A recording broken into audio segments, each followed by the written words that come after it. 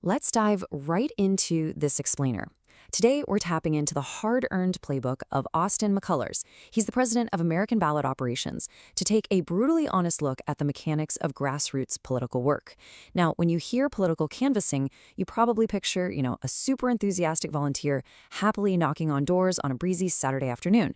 But let me tell you, professional, high-volume canvassing, it is a completely different beast. We're going to break down McCullers' rigorous, totally pressure-tested approach so we can see how real, raw voter contact actually goes down out there on the pavement. So right off the bat, there is just this massive disconnect between what people expect and what's actually happening. A lot of campaigns train their folks for friendly voter outreach, right? Just casually chatting and reciting a perfectly polished script. But the reality? Oh man, it is gritty, hard, physical labor.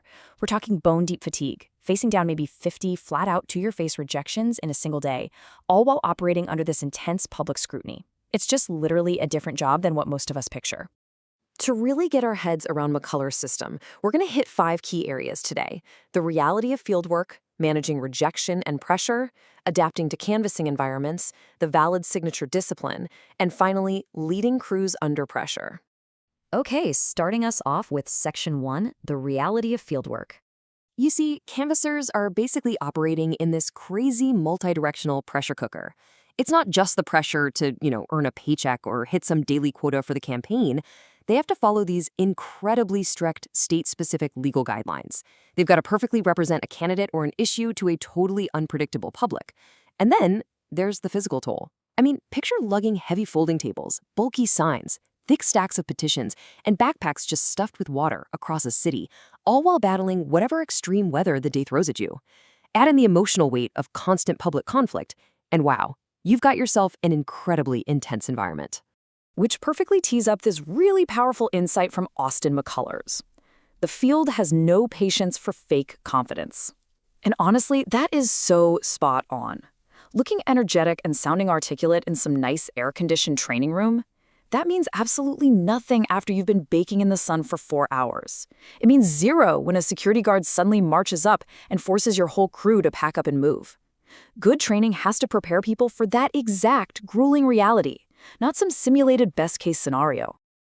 Moving right along to Section 2, managing rejection and pressure. Out on the street, a canvasser's emotional control is just tested relentlessly. I mean, in a single hour, a paid circulator might get hit with wild conspiracy theories, really angry political insults, dismissive little jokes, and just endless flat-out rejections. And remember, that's all before they've even had lunch.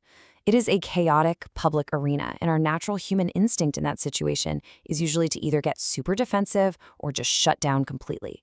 So, to actually survive that chaos, McCullers teaches what he calls the emotional reset protocol. And this is a really crucial, step-by-step physical habit. It goes like this. 1, take a breath. 2, look down and check your clipboard. 3, step back into your physical position. And 4, approach the next person. Do you notice how physical that is? It's all about grounding yourself. You absolutely cannot carry the frustration of your last angry voter right into your interaction with the next one. This protocol isn't just a tip, it's pure survival. Because here is the absolutely crucial point. The professional does not need to win every argument. The professional needs to protect the work. Think about it. Arguing with some hostile passerby, that's never going to get you a signature. What it will do is risk a noise complaint, get you kicked off the property by angry management, and ultimately damage the campaign's reputation. Your primary goal is always, always de-escalation, so you can safely move on to the next valid contact. All right, let's jump into Section 3. Adapting to canvassing environments. So, different environments demand completely different strategies. Take a courthouse table shift, for example. That requires a really calm demeanor, super neat materials, and a strict awareness of public access rules. Because if you block official foot traffic there, you're done. You're out. But if you drop that exact same canvasser into a street blitz downtown, the energy has to completely shift. They need a fast, punchy approach and tight team spacing so they aren't crowding pedestrians or coming off as aggressive. And then you have event circulation, which is all about reading the crowd's timing, catching people when they're actually open to chatting rather than just waiting passively. It's a highly, highly adaptable skill set. And then travel assignments, they are their own wild animal entirely. A travel canvasser isn't just, knocking on doors in their own familiar neighborhood. They are a cog in this massive, fast-moving operation. They have to secure sensitive campaign materials in random hotel rooms and rental cars, and they have to adapt instantly to the distinct legal compliance rules of totally new states or jurisdictions. If you just assume the rules from yesterday's state magically apply to today's, no way. You'll jeopardize the entire operation. This brings us to Section 4, the valid signature discipline.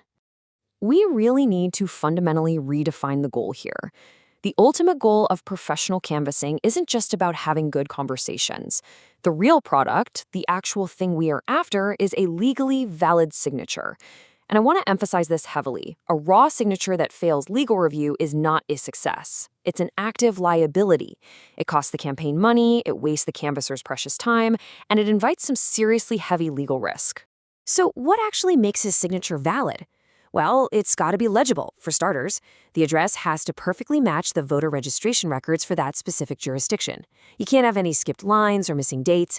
And, crucially, it literally must be personally witnessed by the circulator at the exact moment of signing. You see, when inexperienced workers let the pressure of the street get to them and they try to rush a voter, that's when they make sloppy mistakes. They forget to check a date or they don't verify a district. And that rushing, it completely ruins the product. And this right here is exactly why good training connects this rigid discipline directly to the canvasser's own wallet. Professionalism isn't just some corporate buzzword, it protects their earning potential. The canvassers who consistently produce clean, indisputably valid signatures, those are the ones who earn trust. They're the ones who get called back, who get assigned the absolute most lucrative locations, and who eventually move up to become crew leads. Doing the job exactly right literally pays off. But that begs the question, if the street is really this chaotic, and the rules are this incredibly strict, and the public is this wildly unpredictable, how on earth do you keep a whole crew from just breaking under all that pressure? That perfectly transitions us to our final section, Section 5, Leading Crews Under Pressure.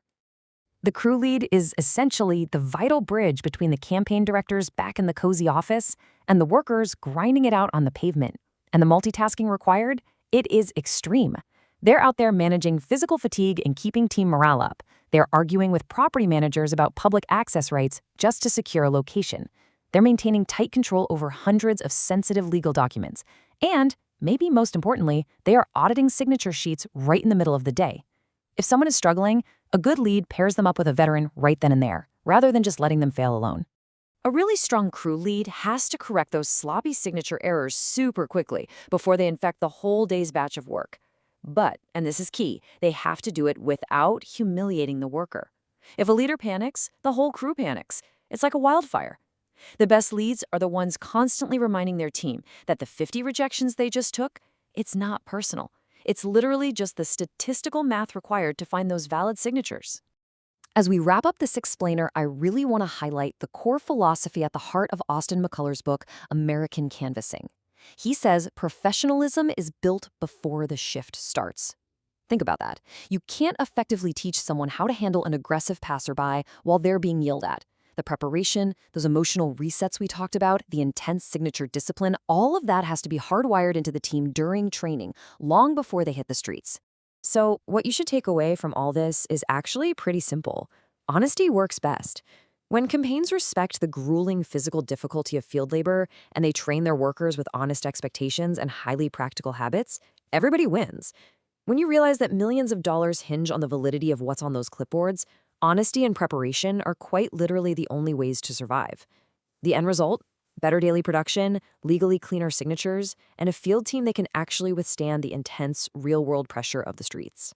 So I'm going to leave you with this provocative thought to chew on regarding the grassroots movements you see popping up in your own community. Are their field operations just training people for a perfectly polite, scripted conversation, or are they actually built to survive the unpredictable, gritty reality of the streets? Keep that in mind the next time you see someone holding a clipboard. Thanks for joining me for this explainer, and keep learning.